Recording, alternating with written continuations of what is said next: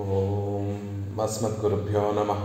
శ్రీరంగసింహగిరిదేశికపాదసేవా ప్రాప్త అఖిలద్రవిడవేదరహస్యజాతం శ్రీగౌతమాన్వయచమాశ్రితభాగధేయం గోపాలదేశికమహం శరణం ప్రపద్యే. శ్రీమద్గౌతమవంశనాయకమణేర్గోపాలసూరేసుతం తత్పాదాంబుజలబ్ధయుగ్మనిగమాంతార్థం సుశీలం సదా సద్విద్యా వినయాది సద్గుణనిధిం స్వాచార్యనిష్టాన్వితం వందే వైష్ణవభూషణం తమనకం శ్రీరంగరామానుజం కౌశికాన్వయ సంజాతం వెంకటార్యతనూభవం వేదాంతాచార్య సచ్చిష్యం ఉడైవర్లు గురుం భజే. శ్రీశైలేశ ఇత్యాది ప్రణతోస్మి నిత్యం. மத்தொன்றும் வேண்டா மனமே மதிடரங்கர் கற்றினம் மெய்த்த கழலினைகி உற்ற திருமாலை பாடும் சீர் தொண்டரடிப்படியும் பெருமானை எப்பொழுதும் பேசு. శ్రీమద్ కృష్ణ సమాప్పాయ నమో యామునసూనవే యత్కటాక్షైకలక్షాణాం సులభ శ్రీధర సదా. భాగవతోత్తములందరికీ దాసోహం సమర్పిస్తూ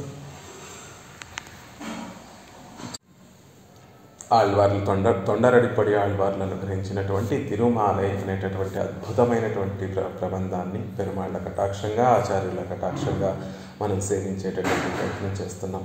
అత్యద్భుతంగా రంగనాథుడి యొక్క సౌందర్యాన్ని అతిశయాన్ని అంతటినీ కూడా ఆళ్వార్లు అనుగ్రహిస్తూ రంగనాథుడు చేసినటువంటి ఉపకారాలన్నిటినీ కూడా ఒక 10 పాసురాల్లో ఆ వైభవాన్ని అంతటినీ కూడా రంగనాథుడి యొక్క వైభవాన్ని అంతటినీ కూడా ఒక 10 పాసురాల్లో మనకు అనుగ్రహిస్తున్నారు. ఆ పాసురాలన్నిటిలో కూడా ఆ పెరియ పెరుమాళ్ళ యొక్క దివ్య తిరుమేని సౌందర్యాన్ని, ఆయన కళ్యాణ గుణాలని, ఆయన చేసినటువంటి ఉపకార పరంపరలన్నిటినీ కూడా తెలియచేస్తూ ఇంత గొప్ప అతిశయం కలిగినటువంటి రంగనాథుణ్ణి విడిచి ఎలా ఉండగలము, సేవించకుండా ఎలా ఉండగలము, ఒకసారి సేవిస్తే ఆ సేవను విడిచి ఎలా ఉండగలము అనేటటువంటి విషయాన్ని తమ మనసుకు చెప్తున్నట్టుగా మనందరికీ ఉపదేశం చేస్తూ రంగనాథుణ్ణి ఒకసారి సేవించినటువంటి వారందరూ కూడా ఆయన పాదపద్మముల దగ్గర కైంకర్యం చేస్తూ నిత్యము అలా ఉండిపోవలసిందే అనేటటువంటి విషయాన్ని చెప్తున్నారు.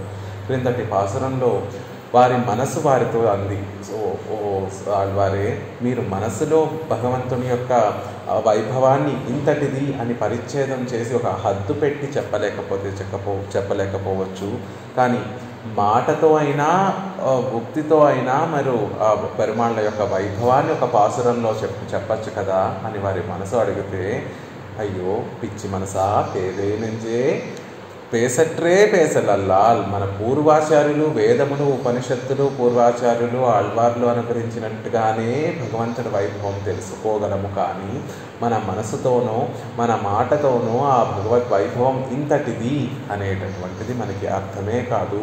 కేవలం ఉపేయంలో దోషాలు లేనటువంటి వారు మాత్రమే ఆ భగవంతుని యొక్క కటాక్షంతో భగవద్ వైభవం అనేటటువంటిది తెలుసుకునేటటువంటి యోగ్యత కలిగినటువంటి వారు.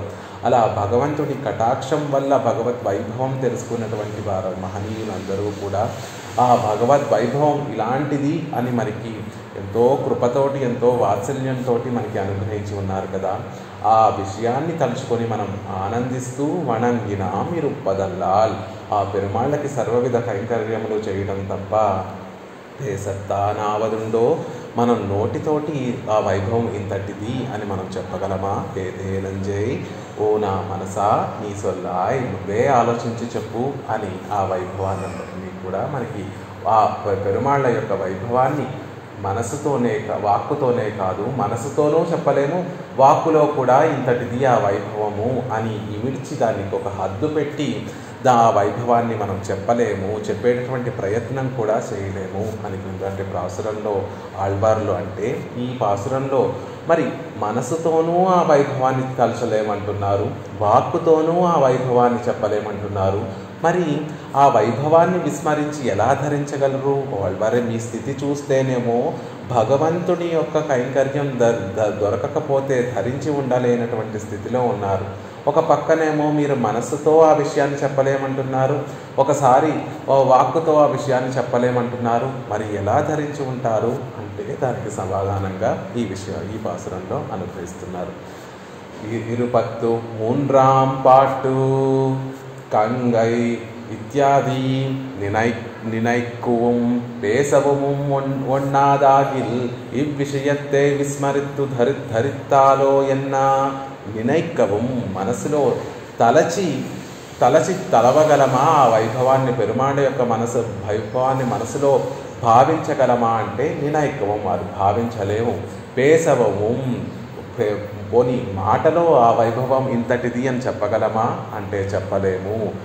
నినైక్కవం పేసవం ఒన్నాదాగిల్, మనసులో తలంచలేము, మాటలలో చెప్పలేనటువంటి వైభవం కలిగినటువంటి ఈ విషయతే పెరియ పెరుమాళ్ళ యొక్క విషయాన్ని విస్మరిత్తు ధరిత్తాలో, అయ్యో మనసులో తలవకపోతే, మాటలలో ఆ భావనలో బయటికి చెప్పకపోతే దాన్ని మరిచిపోతామేమో, దాన్ని మరిచిపోయి ధరించి ఉండగలరా ఆళ్వారే అని అంటే దానికి సమాధానంగా ఆళ్వార్లు చెప్తున్నారు. పెరియ పెరుమాళ్ళుడయ కిడై అజగిలే అతి చపల నాన్ విస్మరిత్తు ఎంగనే ధరిపేనెంగిరార్. అయ్యో పిచ్చి సంసారులరారా, ఈ సంసారంలో ఉండేటటువంటి ఓ అమాయకులారా, పెరియ పెరుమాళ్ళ యొక్క కిడై అషగిలే పడుకొని శయనించి ఉండేటటువంటి ఆ శయనకాల సౌందర్యాన్ని చూసినటువంటి అనుభవించినటువంటి మనసు ఆయనని విస్మరించి ఎలా ధరించగలరు? ఆ పెరుమాళ్ళని, పెరియ పెరుమాళ్ళు అలా శయనించి ఉంటే ఆ శయన తిరుక్కోలంలో పెరుమాళ్ళని సేవించినటువంటి ఈ మనసు దాన్ని మర్చిపోగలదా? మర్చిపోనే లేదు. కానీ మనసుకు ఉండేటటువంటి గుణం, సహజమైనటువంటి గుణం ఎలాంటిది అంటే చాపల్యం. అంటే కొన్నిసార్లు పెరుమాళ్ళని సేవిస్తూనే ఉంటుంది, కొన్నిసార్లు ఇతర విషయాల మీదకు వెళుతూ ఉంటుంది, దానికి దూరంగా ఉంటుంది, ఒకసారి దానికి దగ్గరగా ఉంటుంది, ఒకసారి దాన్ని కీర్తించాలి, ఆ విషయాన్ని పెరియ పెరుమాళ్ళ గురించి స్తోత్రం చేయాలని అనిపిస్తూ ఉంటుంది. మరో నిమిషం అమ్మో పెరియ పెరుమాళ్ళ గురించి స్తోత్రం చేయడమే, ఆయన వైభవం వాచామ గోచరము, నేను స్తోత్రం చేయలేను అని వెనక్కి వచ్చేస్తూ ఉంటుంది. మళ్ళీ వెనక్కి వచ్చింది అలా ఆ కైంకర్యాన్ని విడిచి ఉండలేక మళ్ళీ పెరియ పెరుమాళ్ళ దగ్గర పాదాల దగ్గరికి వెళ్ళిపోతూ ఉంటుంది. అలా అతి చాపల్యం కలిగినటువంటి నా మనసు పెరుమాళ్ళు ఇలా శయనించి ఉన్నారు అని ఆ శయనకోలంలో తిరుక్కోలంలో ఉండేటటువంటి ఆ అందానంతటినీ కూడా అనుభవించినటువంటి మనసు ఎలా మర్చిపోగలదు? ఆ అందాన్ని ఒక్కసారి చూస్తే నాటి వైతాన్ అన్నట్టుగా మన మనసులో నాటుకుపోయేటటువంటి విధంగా ఆయన అందమంతా కూడా వచ్చి మన మనసులో నాటుకుపోతుందే. ఆయనే వచ్చి ఎలా అక్కడ తిరువరంగంలో శయనించి ఉన్నారో పెరియ పెరుమాళ్ళు, ఆయనే వచ్చి మన మనసులో సుస్థిరంగా ఉండి నిత్య నివాసం చేస్తారే. అలాంటప్పుడు ఆయనని విస్మరించి నేను బ్రతకగలనా? బ్రతకలేను అనేటటువంటి విషయాన్ని మనకి తెలియచేస్తున్నారు.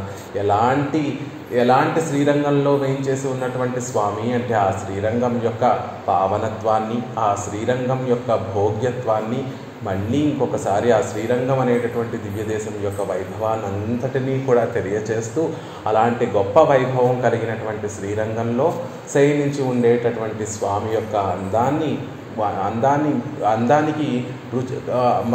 అందానికి అలవాటు, అందాన్ని సేవించేటటువంటి ఆ రుచి కలిగినటువంటి మనసు మర్చిపోగలదా? దాన్ని మర్చిపోయి ధరించి ఉండగలదా అనేటటువంటి విషయాన్ని ఆళ్వార్లు ఈ విషయంలో చెప్తున్నారు. ఎవరైనా ఒకరు అన్మ్యూట్ చేసుకొని పాసురాన్ని చెప్పేటటువంటి ప్రయత్నం చేయండి. పాసురం యొక్క అర్థాన్ని సేవించేటటువంటి ప్రయత్నం చేస్తాం. రామ్జీ గారు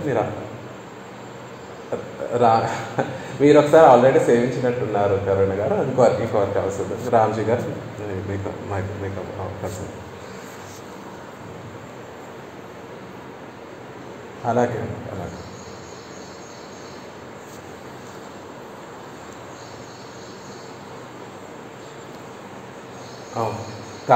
కంగయిల్ పునిదమాయ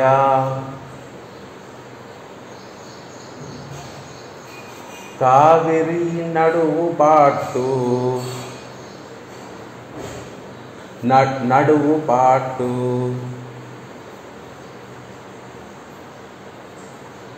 పొంగు నీర్ పరందు పాయుం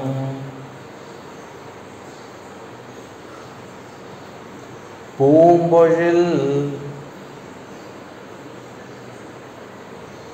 அரங்கன் தன்னுள்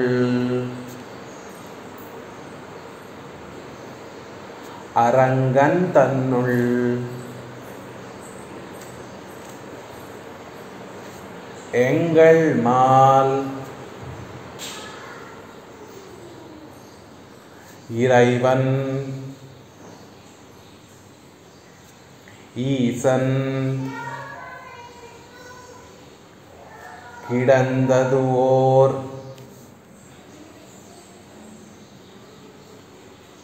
கிடக்கை கண்டும்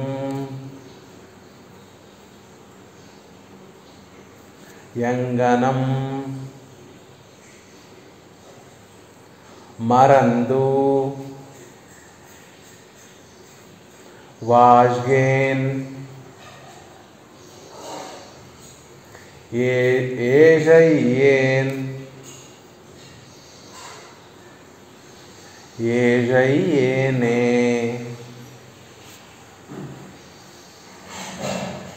கங்கையில் புனிதமாய காவிரி நடுவு பாட்டு பொங்கு நீர் பரந்து பாயும் பூம்பொழில் அரங்கன் தன்னுள் எங்கள் மால் இறைவன் ஈசன் கிடந்தது ஓர் கிடக்கை கண்டும் எங்கனும் மருந்து வாழ்கேன் ఏజయ్యేన్ ఏజయ్యేనే.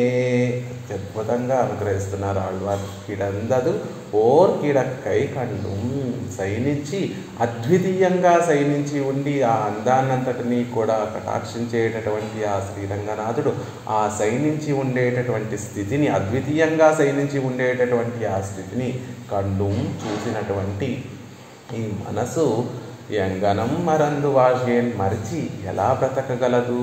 ఏజయ్యేన్ చాపల్యం కలిగినటువంటి ఓ మనసా, ఏజయ్యేనే ఆ చపల చిత్తంతో ఏం చేస్తున్నానో తెలియడం లేదు అనేటటువంటి భావనను తెలియజేస్తున్నారు.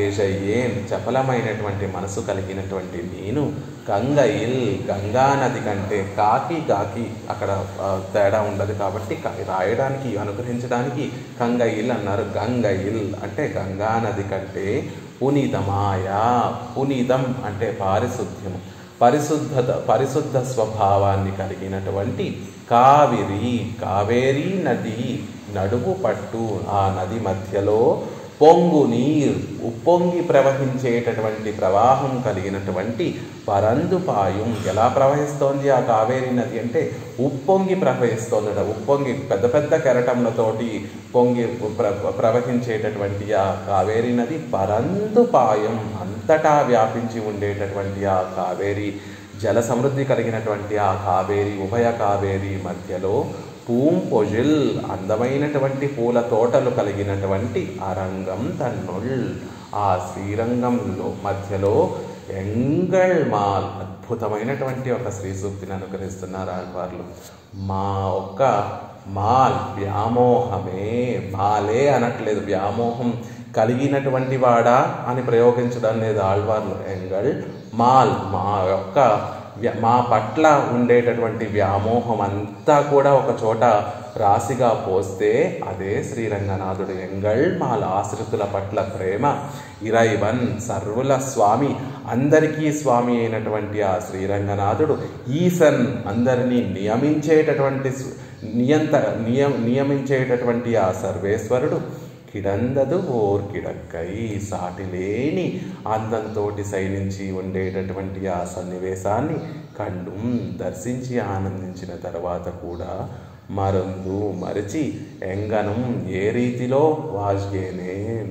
వాజ్వేన్ ధరించి ఉండగలను అంటే పెరుమాళ్ళ అలా సైనించి ఉండి అద్వితీయంగా అలా సైనించి ఉంటే ఆ సైన తిరుక్కోలంలో పెరియ పెరుమాళ్ళను సేవించి ఆనందించినటువంటి నా మనసు ఆ అందాన్ని ఎలా మర్చిపోయి ఏ రీతిలో ధరించి ఉండగలదు? ఏజయేనే, ఏం చేయలేకుండా ఉన్నానే, ఏం చేయలేక ఆ భగవద్ విషయంలో చిక్కుకుపోయి ఏజయేనే, ఓ చాపల్యం కలిగినటువంటి చపల చిత్తం కలిగినటువంటి మనసుతో ఉన్నటువంటి నేను ఇంతటి అందాన్ని చూసి దాన్ని మర్చిపోలేక దాన్ని పరిపూర్ణంగా అనుభవించలేక ఏం చెయ్యాలో తెలియక తికమక పడుతున్నటువంటి వాడిగా ఉన్నాను అని ఆళ్వార్లు అనుగ్రహిస్తున్నారు. వారి స్థితి ఎలా ఉంది అంటే ఆ పెరుమాళ్ళని సేవించక ముందు వరకు ఆ అద్భుతమైనటువంటి ఆ అద్వితీయమైనటువంటి ఆ విషయం ఎలా ఉంటుందో తెలియదు కాబట్టి దాని వైభవం తెలియదు. కానీ ఒక్కసారి పెరుమాళ్ళని ఇలా అద్వితీయంగా శైలించి ఉన్నటువంటి ఆ పెరుమాళ్ళ యొక్క సౌందర్యాన్ని, రూపాన్ని, స్వరూపాన్ని, గుణాలని, విభూతిని అంతటినీ కూడా సేవించిన తర్వాత ఆళ్వార్ల యొక్క మనసు ఎలా మారిపోయింది అంటే దాన్ని పరిపూర్ణంగా సేవించలేకపోతోంది. దాన్ని మనసారా పోని అనుభవిద్దామా అంటే ఇంతటి అనుభవము అని దానికి ఒక హద్దు పెట్టి ఆ అనుభవాన్ని అనుభవించలేకపోతుంది. పోనీ ఇంద్రియాలతోటి అనుభవించుదామా అంటే ఆ ఇంద్రియాలన్నీ కూడా శిథిలమైపోతున్నాయి. పోనీ అదే చూస్తూ ఆనందిద్దామా అంటే కళ్ళ నుండి ఆనంద బాష్పాలు కారిపోతూ ఎదురుగుండా ఆ పెరుమాళ యొక్క పరిపూర్ణ అనుభవం కనపడటం లేదు. పోనీ పరమాత్మకి దూరంగా వచ్చేసి మనం ధరించి ఉందామా అంటే ఇంత అందాన్ని సేవించినటువంటి, ఇంత అతిశయాన్ని సేవించినటువంటి వారెవరైనా ఆయనకి దూరంగా ఉండి బ్రతకగలరా అని మళ్ళీ మనసు పెరుమాళ్ళ దగ్గరికే లాగేస్తోంది. ఇలా అటు పరిపూర్ణంగా సేవించలేకపోతున్నారు, ఇటు దూరంగా కూడా ఉండలేక ఆ చాపల్యంతో ఏం చెయ్యాలో తెలియక తికమడక పడుతున్నారు ఆళ్వార్లు.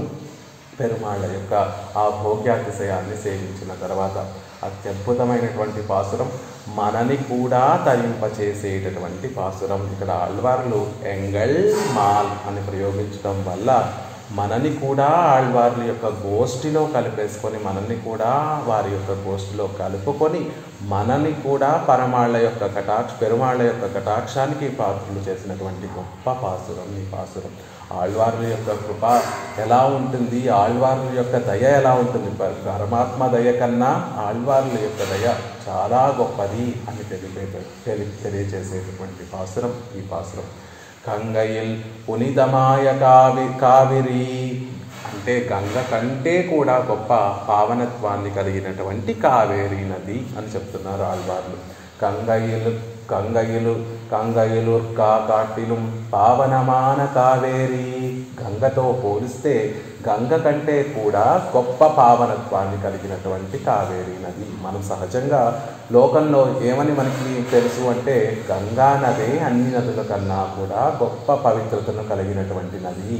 మిగిలిన నదులన్నీ కూడా వాటికి ఏమైనా మాలిన్యం ఉన్నప్పుడు కూడా అవన్నీ కూడా మళ్ళీ గంగతో చేరి తమ మాలిన్యాన్ని పోగొట్టుకుంటాయి అనేటటువంటి సహజంగా తెలిసినటువంటి ఉక్తి, సహజంగా తెలిసినటువంటి విషయం. కానీ ఆ గంగ కన్నా కూడా కావేరి ఎంతో పవిత్రమైనటువంటిది అన్న విషయాన్ని ఆళ్వార్లు అనుగ్రహిస్తున్నారు. ఎందుకు అంత గొప్ప భోగ్యత, అంత పవిత్రత వచ్చింది, అంత పావనత్వం ఎలా కలిగింది కావేరీ నదికి అంటే దర్శనీయతయాలు భోగ్యతయాలు ఉండానయేత్తమ్ముజియా. అసలు ముందు దాని సహజంగా మనం దాని లోపల ఉండేటటువంటి అర్థాలు తెలుసుకోకపోయినా చూడడానికి ఎంతో దర్శనీయంగా ఉంటుంది కావేరీ నది. ఎలా ఉంటుందట కావేరీ నది? దర్శనీయతయాలు, చూస్తేనే ఆనందాన్ని కలగజేసేటటువంటి కావేరీ నది అని మనకి పెరియవాచాన్ పిళ్ళే అనుగ్రహిస్తున్నారు. ఆ కావేరీ నది ఎలా ఉంటుంది అంటే మన పూర్వాచార్యులే ఒక స్తోత్రంలో అనుగ్రహిస్తారు. ఎలా ఉంటుంది ఆ కావేరీ యొక్క తీరము అంటే ఆ కావేరీ నదిలో ఉండేటటువంటి గొప్ప గొప్ప మణులన్నిటినీ, గొప్ప గొప్ప రత్నాలన్నిటినీ, గొప్ప గొప్ప గంధపు చెక్కలన్నిటినీ కూడా కావేరీ నది ఎక్కడ పుట్టింది అంటే తలకావేరి అని కర్ణాటక దేశంలో పుడుతుంది. అక్కడ నుండి ప్రవహిస్తూ ప్రవహిస్తూ ప్రవహిస్తూ ఈ శ్రీరంగం అనేటటువంటి ఆ దివ్యదేశం ముందు వరకు ఒకే పాయగా ప్రవహిస్తున్నటువంటి ఆ కావేరీ నది శ్రీరంగ దివ్యదేశం రాగానే దానికి ముందు 2 పాయలుగా విడిపోయి ఆ ఉభయ కావేరీ నదిగా చక్కగా ప్రవహిస్తూ ఉంటుంది. కర్ణాటక దేశంలో పుట్టిందేమో ఆ కన్నడ దేశంలో గంధపు చెక్కలు భోగ్యంగా ఉంటాయి. అక్కడ గంధం చాలా బాగా దొరుకుతుంది. మైసూర్ ప్రాంతంలో, కర్ణాటక ప్రాంతంలో చక్కటి గంధం అంతా కూడా దొరుకుతుంది. ఆ గంధపు చెక్కలన్నీ కూడా ఆ కావేరీ నదిలో పడిపోతే ఆ కావేరీ నది ఆ గంధపు చెక్కలన్నిటినీ కూడా తీసుకొచ్చి శ్రీరంగం చేరుస్తుందట. సముద్రంలో, నదులలో అనేకమైన రత్నాలు ఉంటాయి, అనేక ముత్యాలు ఉంటాయి, అనేక మణులు, విలువైనటువంటి మణులు అవన్నీ కూడా ఉంటాయి. ఆ విలువైనటువంటి ముత్యాలని, పగడాలని, ఆ మణులని, ఆ రత్నాలని అన్నిటినీ తీసుకొచ్చి కావేరి ఆ శ్రీరంగనాథుడికి సమర్పిస్తోందా అన్నట్టుగా ఆ తీరానికి చేరుస్తుందట. ఎవరైనా కావేరీ నది తీరంలో నడుస్తూ ఉంటే ఆ కావేరీ నది జలాలేమో నీలవర్ణంలో ఉంటాయి, తెల్లటి నీలవర్ణంలో ఉంటాయి.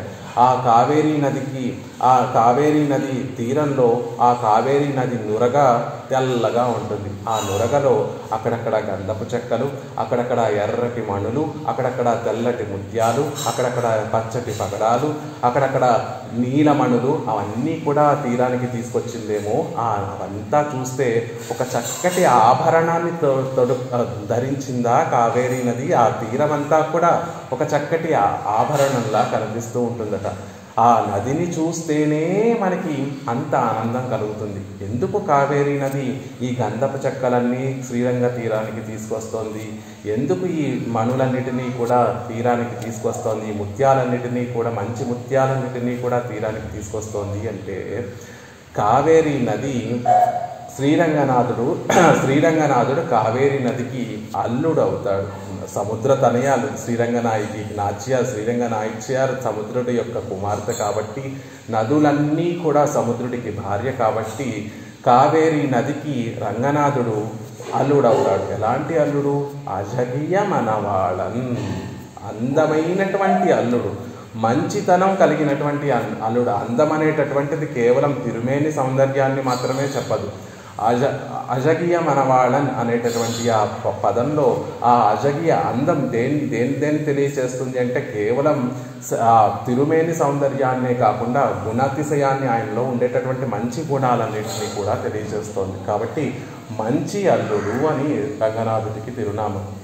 ఎక్కడైనా మంచి అల్లుడు అనేటటువంటి రెండు పదాలు కూడా ఎక్కడ మామూలుగా లౌకికంలో ఎక్కడా ఒక చోట కూడవు. కానీ రంగనాథుడి విషయంలో ఆయన అజగియ మనవాడను కాబట్టి, అంత మంచి అల్లుడు కాబట్టి, కావేరీ నది అత్తగారు కాబట్టి, ఆ సముద్రుడు కావేరీ నది ఈ కానుకలన్నిటినీ కూడా తీసుకొచ్చి అల్లుడి గారికి సమర్పిస్తూ ఉంటుందట.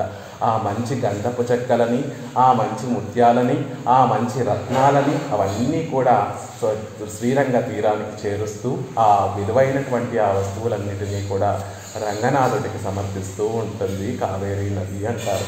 అలా అవన్నీ ఆ తీరంలో ఉండేటటువంటి ఆ మంచి ముత్యాలని, ఆ వజ్రాలని, ఆ రత్నాలన్నింటినీ చూస్తే ఎంతో భోగ్యంగా అనిపిస్తుంది. ఒక పక్కన నీలవర్ణంలో నీరు, ఒక పక్కన తెల్లటి నురగ, ఆ నురగలో ఈ ముత్యాలు, రత్నాలు అవన్నీ కూడా చూస్తుంటే ఒక చక్కటి ఆభరణాన్ని ధరించి పెరుమాళ్ళ కైంకర్యం కోసం వచ్చిందా కావేరీ నది అన్నట్టుగా ఉంటుందట. అందుకనే దర్శనీయతయాలు ఆ కావేరీ నదిని చూస్తేనే ముందు ఆనందం కలుగుతుంది, చాలా అందంగా కూడా ఉంటుంది అని చెప్తున్నారు.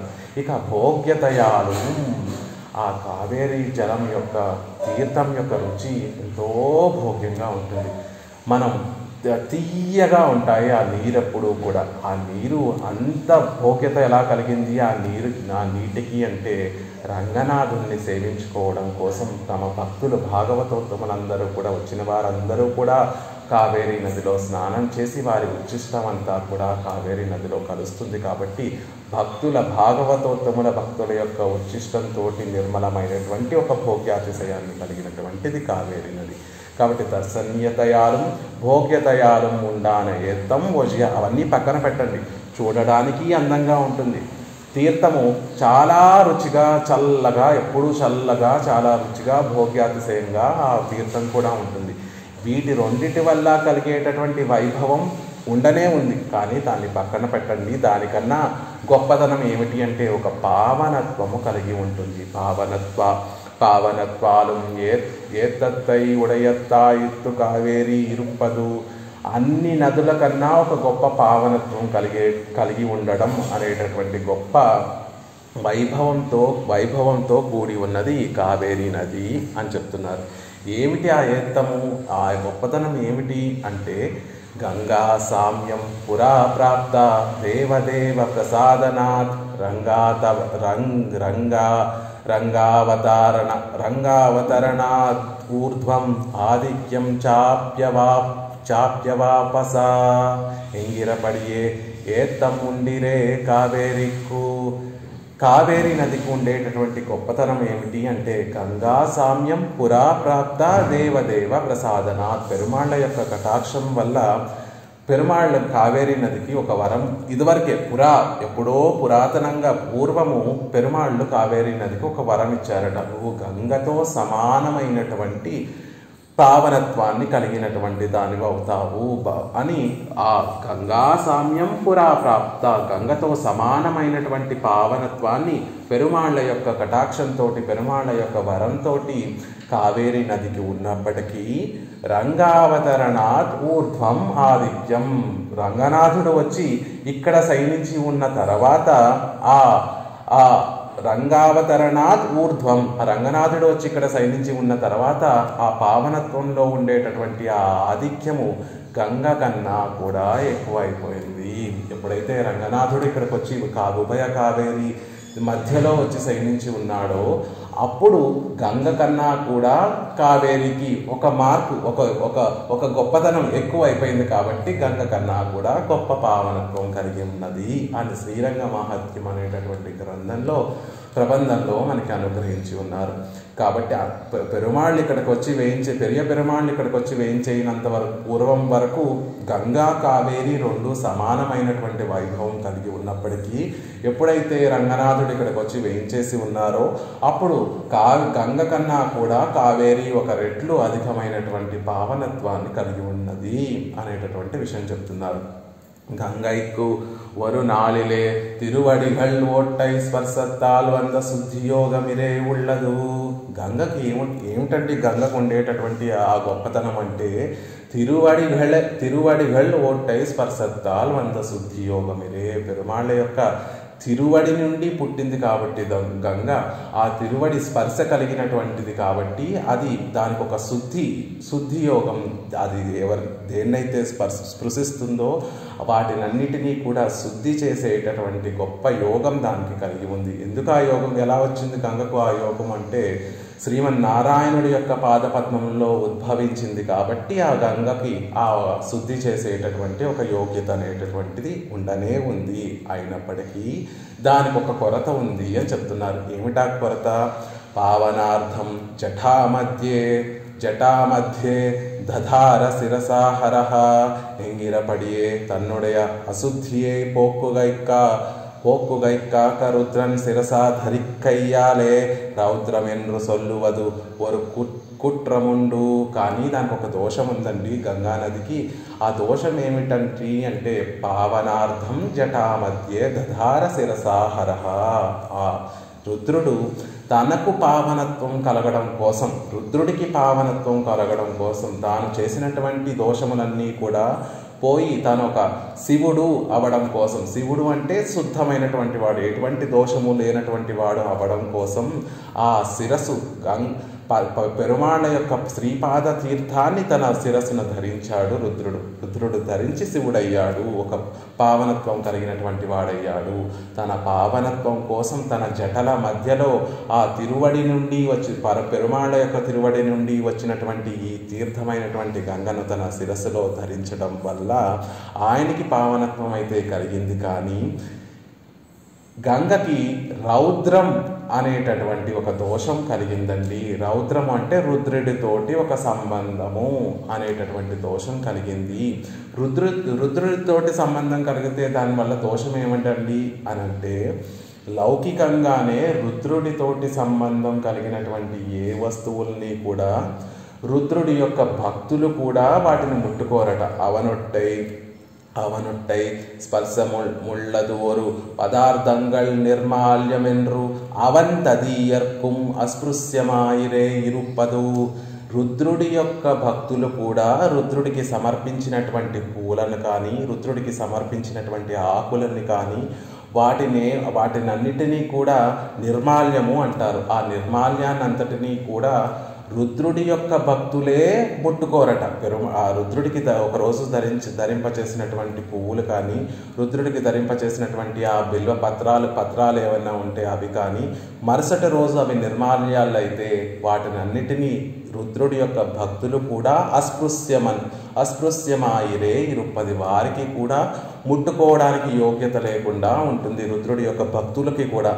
అలాంటిది గంగ రుద్రుడితోటి ఒక సంబంధం ఏర్పడిన తర్వాత అది కూడా నిర్మాల్యం అయిపోయింది. కాబట్టి గంగకి కూడా ఈ దోషం అనేటటువంటిది వస్తుంది. రుద్రుడి నుండి ఉద్భవించింది, రుద్రుడు శిరస్సు మీద నుండి మళ్ళీ ఈ భూమికి వచ్చింది కాబట్టి ఆ గంగకి మళ్ళీ ఒక దోషం ఉంది. ఏంటి? శివుడి నిర్మాల్యంగా భావిస్తే, రుద్రుడి యొక్క నిర్మాల్యంగా భావిస్తే అది స్పృశించడానికి వీలు లేనటువంటి ఒక పదార్థం అయిపోతుంది అని చెప్తున్నారు.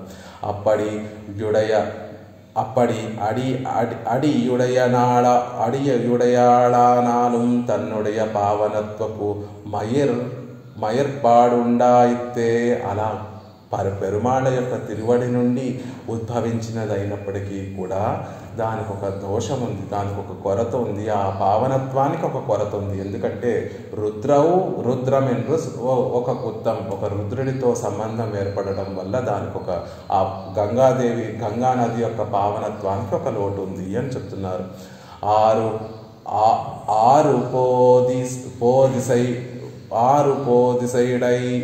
ఆరు போதிசைடையோனிரே ஆகையால் ஒரு சிக்கனாத்தும் మయర్పాడుముండే తిరువెజుక్కూట్రిరుక్కై అనేటటువంటి ప్రబంధంలో చెప్పినట్టుగా గంగా నది శివుడి జటాజూటం నుండి ఉద్భవించింది అని చెప్పడం ద్వారా ఒక చిక్కులో పడిపోయింది గంగా నది. అదంతా పావనత్వాన్ని కలిగి ఉన్నప్పటికీ కూడా ஒரு సిక్కునాట్రము మయర్పాడు ఉండే ఒక చిక్కుల్లో చిక్కుకుపోయింది. ఆ పావనత్వానికి ఒక చిక్కుముడి పడినట్టుగా ఆ జటలలో, చిక్కులలో, జుట్టులో ఉండేటటువంటి ఆ చిక్కులో ఇరుక్కోవడం వల్ల ఆ పావనత్వానికి ఒక చిక్కు ఏర్పడింది.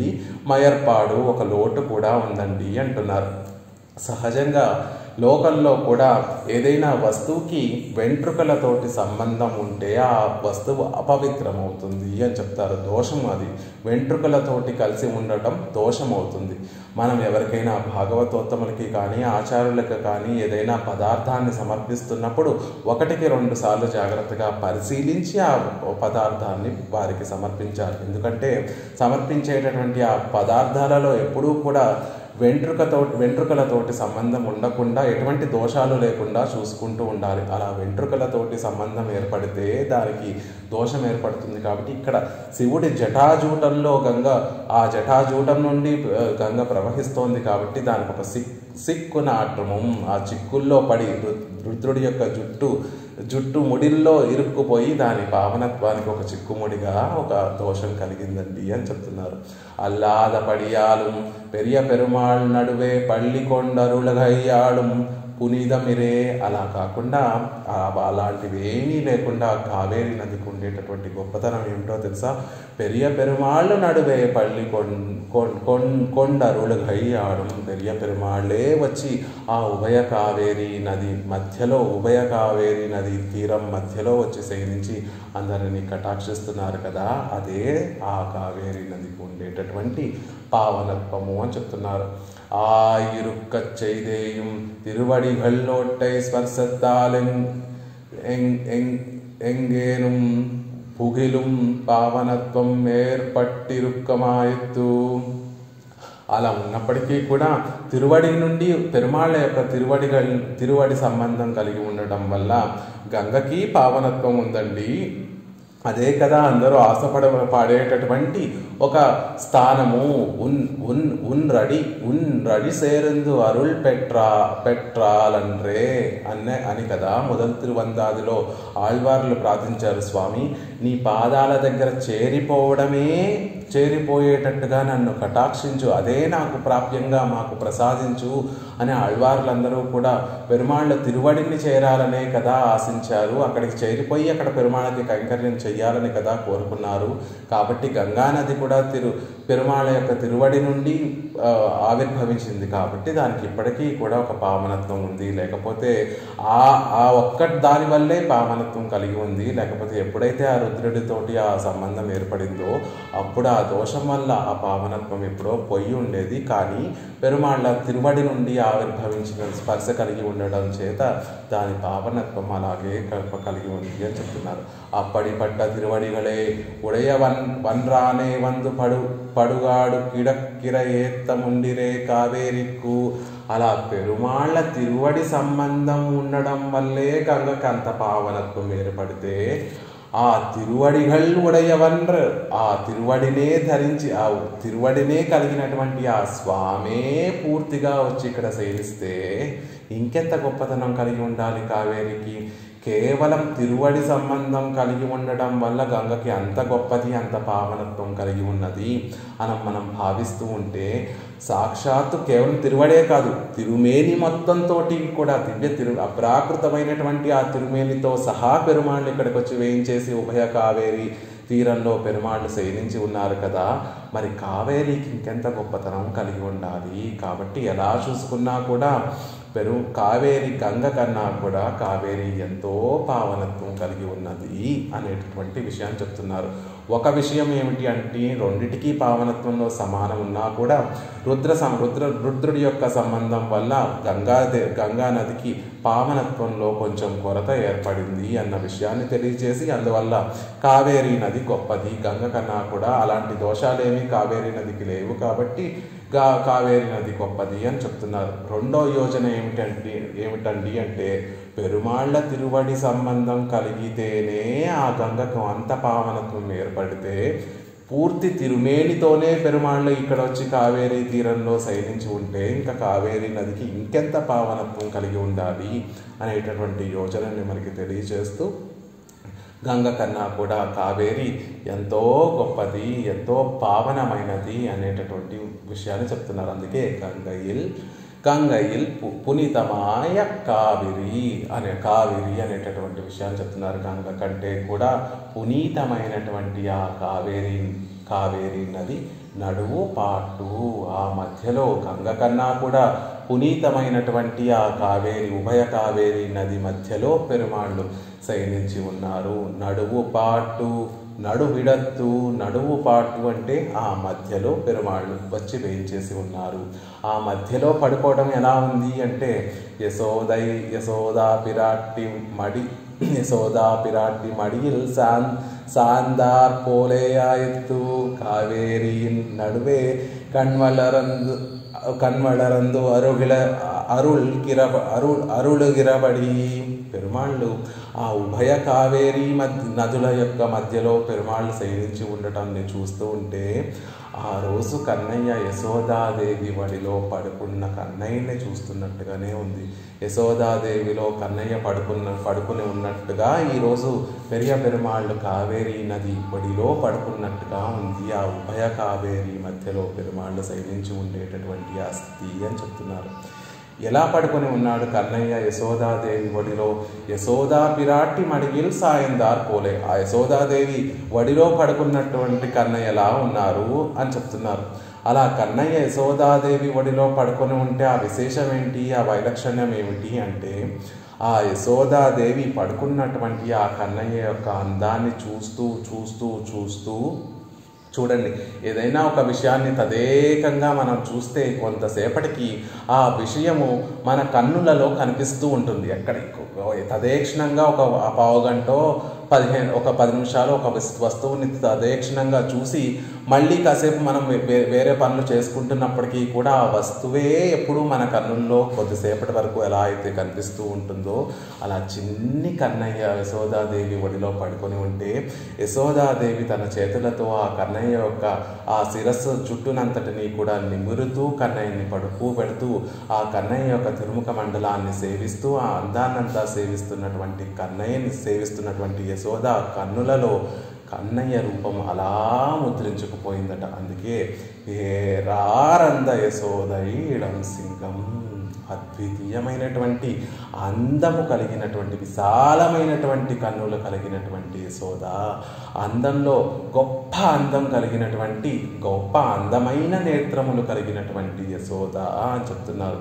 అంత గొప్ప నేత్రములు యశోదకి ఎలా కలిగాయి, అంత అందమైనటువంటి నేత్రములు యశోదాదేవికి ఎలా కలిగాయి అంటే, నిత్యము కన్నయ్యని ఒడిలో పడుకోబెట్టుకొని కృష్ణయ్యకి పాలిస్తూ ఆ కృష్ణయ్య యొక్క అందాన్ని చూస్తూ ఉంటుంది. కాబట్టి యశోదాదేవి ఆరంద యశోదై ఇళం సింగం, ఆ యశోదాదేవి యొక్క తిరునేత్రములు అంత పెద్దగా విశాలంగా అయిపోయాయట. అందాన్ని చూసి చూసి చూసి కృష్ణుడి యొక్క సౌందర్యాన్ని చూసి చూసి చూసి ఆ కృష్ణుడి యొక్క సౌందర్యం అంతా కూడా యశోదాదేవి యొక్క తిరునేత్రములో ప్రతిఫలిస్తోందా అన్నట్టుగా యశోదాదేవి కన్నులు కూడా రంగనాథుడి యొక్క తిరునేత్రముల్లాగా ఆరంద యశోదై విశాలమైనటువంటి అందమైనటువంటి నేత్రములుగా మారిపోయాయట. అలా ఇక్కడ పెరుమాళ్ళు శయనించి ఉన్నారు. అంటే రంగనాథుణ్ణి కూడా, ఆ ఉభయ కావేరీ తీరం మధ్యలో పడుకున్నటువంటి ఆ రంగనాథుణ్ణి కూడా మనం వెళ్ళి సేవిస్తూ సేవిస్తూ సేవిస్తూ ఉంటే ఆ రంగనాథుడి యొక్క వైభవం అంతా కూడా ఎన్ కన్నినుళ్ళన ఒక్కిన్రదే, మన కళ్ళలోకి వచ్చి చేరిపోతాయి. తిరుప్పాణి ఆళ్వార్లు మనకు అనుగ్రహించినట్టుగా ఆ పాదపద్మములు నా కళ్ళలోకి వచ్చి చేరిపోయాయి, నా ప్రమేయం లేకుండానే నా కళ్ళలోకి వచ్చి చేరిపోయి నన్ను వశపరిచేసుకుంటున్నాయి అని తిరుప్పాణి ఆళ్వార్లు అనుగ్రహించినట్టుగా శ్రీరంగనాథుణ్ణి సేవిస్తూ సేవిస్తూ ఉంటే ఆ యశోదాదేవి కన్నులు ఎలా అయితే ఏ రారంద కన్ని యశోద ఇళం సింగం అని చెప్పినట్టుగా విశాలంగా అద్వితీయంగా సౌందర్యంతో ఉట్టిపడేటటువంటి కన్నులుగా యశోదాదేవి యొక్క నేత్రములు ఎలా అయితే మారిపోయాయో మన మనసు కూడా అలాగే మారిపోతుంది. ఆ రంగనాథుడితోటి నిండిపోతుంది. ఆ మన కన్నులు కూడా రంగనాథుడి యొక్క సౌందర్యంతో నిండిపోతాయి. 4-5 సార్లు శ్రీరంగం వెళ్ళి ఆ రంగనాథుడిని సేవిస్తే ఇక మరొక రుచి అంటూ మనకి తెలియకుండా ప్రతిసారి శ్రీరంగం వెళ్ళి శ్రీరంగనాథుడిని ఒక్కసారైనా సేవించాలి అనేటటువంటి భావన కలుగుతుంది. అక్కడ పెరుమాళ్ళు శయనించి ఉండేటటువంటి ఆ అద్వితీయమైనటువంటి ఆ తిరుక్కోలం ఎప్పటికీ మన కళ్ళల్లో నిలిచి ఉండిపోతుంది. అందుకనే యశోదా పిరాట్టి మడియిల్ సాయందార్ పోలే ఆయత్తు, యశోదాదేవి వడిలో కూర్చున్నటువంటి కృష్ణుడిలాగా ఉన్నాడు ఇక్కడ పెరియ పెరుమాళ్ళు ఇక్కడ వేయించేసి ఉన్నారు ఆ ఉభయ కావేరి మధ్యలో అని చెప్తున్నారు. ఇంకొక విషయం, యశోదాదేవి ఎలా అనుభవించింది తన ఒడిలో ఉండేటటువంటి కన్నయ్యని అంటే తాను ఒక్కతే ఎప్పుడు అనుభవించలేదు కన్నయ్య యొక్క అందాన్ని. ఆ కన్నయ్య యొక్క తిరుముఖ మండలంలో ఉండేటటువంటి అందాన్ని చూస్తూ, ఆ కన్నయ్య యొక్క శ్రీహస్తాల యొక్క అందాన్ని చూస్తూ, ఆ కన్నయ్య యొక్క తిరువడి యొక్క అందాన్ని చూస్తూ తన చుట్టూ ఉండేటటువంటి గోపికలందరినీ కూడా పిలిచి ఆ అందాన్నంతటినీ కూడా వారి చేత కూడా దర్శింపచేసి వారికి కూడా ఆనందాన్ని పంచినటువంటి యశోదాదేవి. ఆ యశోదాదేవి వడిలో ఉన్నటువంటి కృష్ణ భగవానుడి యొక్క సౌందర్యం ఎలా అయితే యశోదాదేవి అందరి చేత అనుభవింపచేసిందో, ఈ కావేరి నది యొక్క ఒడిలో శయనించి ఉన్నటువంటి పెరుమాళ్ళ యొక్క వైభవం ఈ కావేరి నది కూడా అందరితోటి పంచుకొని అందరి చేత అనుభవింపచేస్తోంది. పెరియాళ్వార్ తిరుముజి అనేటటువంటి దివ్య ప్రబంధంలో పెరియాళ్వార్లు యశోదాదేవి భావనలో 2వ తిరువాయుముజిలోనే వండమాడంగల్ చూసి తర్వాత కృష్ణుడు పుట్టిన తర్వాత కృష్ణుడిని ఉయ్యాలలో వేసిన తర్వాత ఆ ఉత్సవాలన్నీ అయిన తర్వాత కృష్ణుడి యొక్క అందాన్ని, ఆ పాదపద్మముల యొక్క అందము, ఆ శ్రీహస్తాలలో ఉండేటటువంటి ఆ ఎర్రనిదనము, ఆ పరమాత్మ యొక్క కుంతలములుగా ఉండేటటువంటి ఆ శిరస్సు, ఆ ఆ జుట్టు యొక్క సౌందర్యము, ఆ నేత్రముల యొక్క సౌందర్యము, ఆ తిరుముఖ మండలం యొక్క సౌందర్యము, ఆ చిన్న చిన్న పాదాల యొక్క సౌందర్యము, ఆ చిన్న చిన్న చేతుల యొక్క సౌందర్యము, ఆ మోకాళ్ళ యొక్క సౌందర్యము, అవన్నిటినీ కూడా యశోదాదేవి భావనలో పెరియాళ్వార్లు వారు అనుభవిస్తూ వారు చుట్టూ ఉండేటటువంటి ఆ గోపికలందరినీ కూడా పిలిచి రండర్రా కన్నయ్యని చూడండి చూడండి, కన్నయ్య ఎంత బుద్ధిగా ఉన్నాడో, ఎంత పాలుగారేటటువంటి బుగ్గలు కలిగినటువంటి వాడో, ఎంత చక్కటి తిరుముఖ మండలం కలిగినటువంటి వాడు,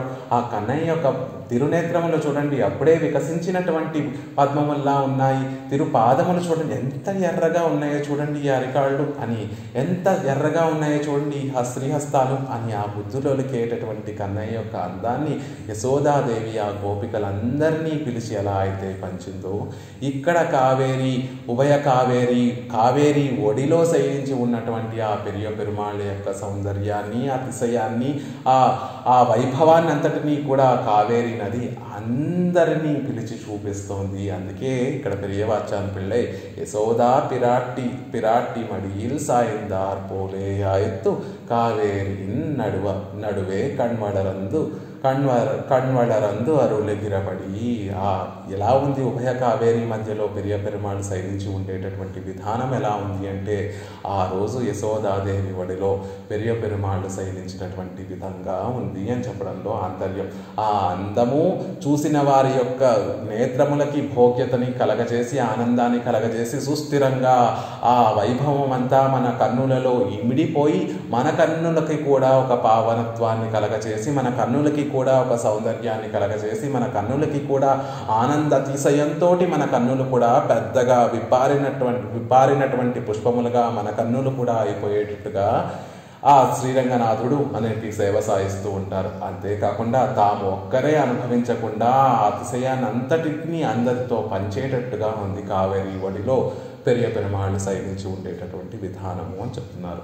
పొంగు నీర్ పరందు పాయం పూంబొజిల్ అరంగం తన్నుల్.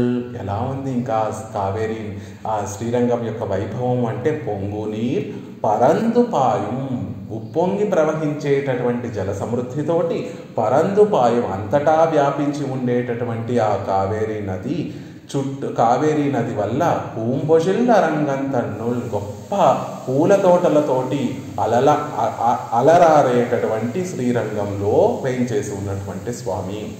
ఆ శ్రీరంగంలో ఎక్కడ చూసినా కూడా వికసించినటువంటి మధువు స్రవించేటటువంటి పూల తోటలే కనిపిస్తున్నాయట.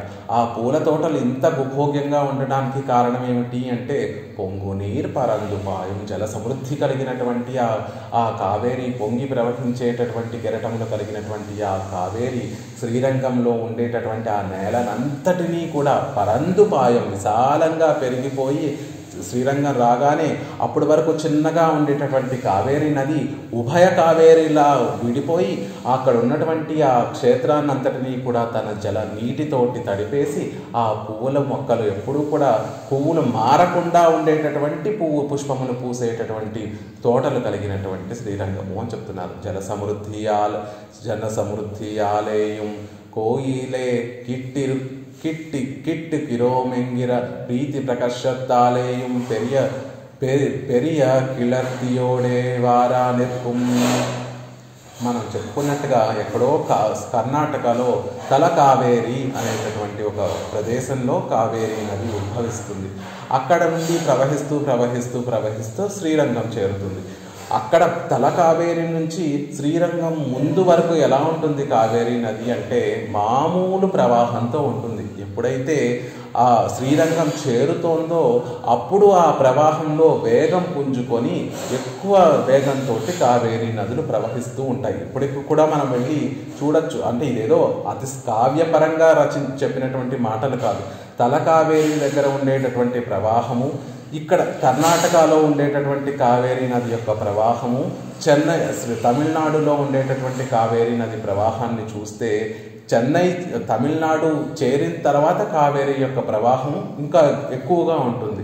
అలా ఉండడానికి కారణం ఏమిటి అంటే జల సమృద్ధిగా ఉండటం వల్ల గొప్పగా ప్రవహిస్తోంది. అదొక కారణం అయినప్పటికీ కూడా కోయిల్ కిట్టుకిరోం ఎంగిర ప్రీతి ప్రకర్షత్తాలయం తెరియ కిళర్తోడే వారా నిற்கும். కోయిల్ సమీపించేశాము, శ్రీరంగం ఇంకా చేరిపోతున్నాము, పెరుమాళ్ళకి కైంకర్యం చేసేయాలి అనేటటువంటి ప్రీతి ప్రకర్షత్తాలయం. ఆ ప్రవాహము అంత ఎక్కువగా ప్రవాహం ఎందుకండి ఉండడము, ఎప్పుడైతే తమిళనాడు బార్డర్ క్రాస్ చేయగానే ఇంత గొప్పగా ఎందుకు ప్రవహిస్తోంది కావేరీ నది అంటే కోయిలై కిట్టు కిరుకోం, కోయిల్ చేరిపోతున్నాము, శ్రీరంగనాథుడిని ఇంకా సేవిస్తున్నాము, శ్రీరంగనాథుడికి ఇంకా కైంకర్యం చేసుకోవాలి అనేటటువంటి ప్రీతి ప్రకర్షత, ఆ ప్రీతి ఆనందంతో, ఆ ఉప్పొంగినటువంటి ఆనందంతో ఆ ఆనందం అంతా కూడా ఉప్పొంగిన కెరటాల్లా చూపిస్తుంది. పెరియ కిళర్తియోడే వారా నిற்கும். పెద్ద అలలతోటి కావేరీ నది శ్రీరంగం చేరే కొద్దీ కావేరీ నదిలో ఉండేటటువంటి ఆ అలలన్నీ కూడా గొప్పగా పెరిగిపోయి పెద్ద అలలతోటి కావేరీ నది ప్రవహిస్తూ ఉంటుంది శ్రీరంగం దగ్గర అని చెప్తున్నారు. అందుకే పొంగునీర్ బాగా ఎగిసి పడేటటువంటి అలలు కలిగినటువంటి కావేరీ నది. ఎందుకు ఎంతలా ఎగిసి పడుతోంది అంటే ఆహా, పెరుమాళ్ళ కైంకర్యం చేసుకోవచ్చు, శ్రీరంగనాథుడిని సేవించవచ్చు, శ్రీరంగనాట్యాన్ని సేవించవచ్చు అనేటటువంటి ప్రీతితోటి, ఆ ప్రీతి ప్రకర్షత్తాలయం ఆనంద పారవస్యంతో గొప్పగా పొంగి పొరలేటటువంటి ఆ ప్రవాహం కలిగినటువంటి ఆ అలలు కలిగినటువంటి కావేరీ నదిగా ప్రవహిస్తోంది. పరందుపాయం వరు மடையாலே அன்றியே தனன் அபிநவேசமெல்லாம் தோத்து எங்குமொக்க பாயு நிற்கும். పరందపాయం విశాలంగా ప్రవహించేటటువంటి కావేరి నది.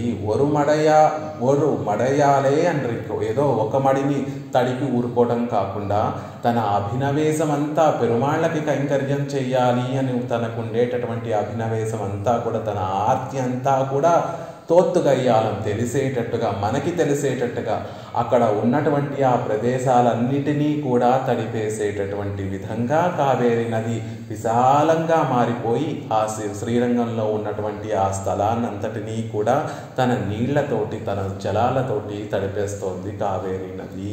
పెరుమాళ్ళకి కైంకర్యం చేయాలనేటటువంటి ప్రీతి ప్రకర్షణంతో, ఆ ప్రీతితోటి విశేషమైనటువంటి ఉప్పొంగి ప్రవహించేటటువంటి ఆ ఆనందంతో పెద్ద పెద్ద కెరటములతోటి వచ్చి ప్రవహిస్తూ కేవలం ఒక పాయ కింద ఉండిపోకుండా 2 పాయలుగా విడిపోయి ఆ శ్రీరంగంలో ఉండేటటువంటి ఆ ప్రదేశాన్నంతటినీ కూడా తడిపేస్తోంది. ఎందుకలా తడిపేయడం అంటే పెరుమాళ్ళకి కైంకర్యం చేయాలనేటటువంటి ఆ అభినవేశాన్ని చూపించడానికి, పెరుమాళ్ళకి కైంకర్యం చేయడానికి నాకు ఇంత కోరిక ఉంది, నాకు ఇంత ఆర్తి ఉంది అని తెలియజేయడం కోసం విశాలంగా మారిపోయి అక్కడ ఉన్నటువంటి ప్రదేశాన్ని అంతా కూడా ప్రవహిస్తోంది కావేరి నది అని చెప్తున్నారు. మిగతా విషయాలు రేపటి రోజు యథావకాశంగా మనం సేవించేటటువంటి ప్రయత్నం చేద్దాం.